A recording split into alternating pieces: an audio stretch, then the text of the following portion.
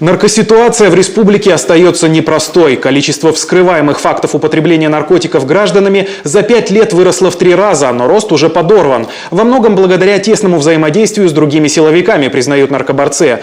Опасная тенденция – новые виды наркотиков, которые эксперты не успевают признавать запрещенными. За год в коме таких появилось более 40 видов.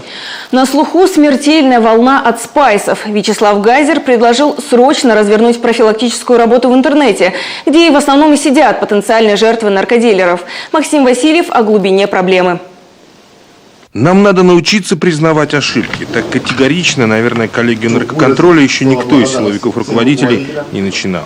Александр Загородний пусть и появился в регионе меньше полугода, но тут же взял, что называется, с места в карьер. Наркотические передозировки в республике угрожающе растут. Сегодня их уже около 80 ежемесячно. И если репрессивных мер у наших силовиков достаточно, с профилактикой просто беда.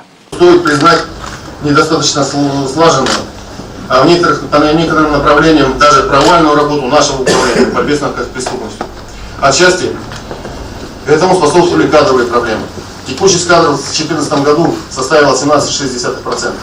Кадровый некомплект руководства структурных подразделений управления 29%, а руководство оперативных подразделений 27,3%.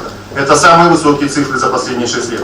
Подорвать финансовую подоплеку наркотрафика – вот главная задача.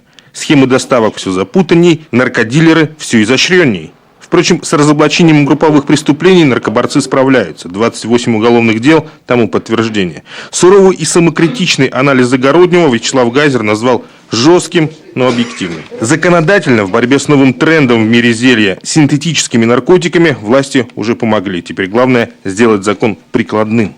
Я еще раз напомню, что случаи, связанные с отравлением психотропными веществами, вообще с потреблением наркотических веществ, получают очень широкое общественное обсуждение и влияет на оценку населения, в первую очередь, власти в целом, ну и, конечно, на оценку населением работы правоохранительных структур. В борьбе с наркотизацией общества очень важны обдуманные решения.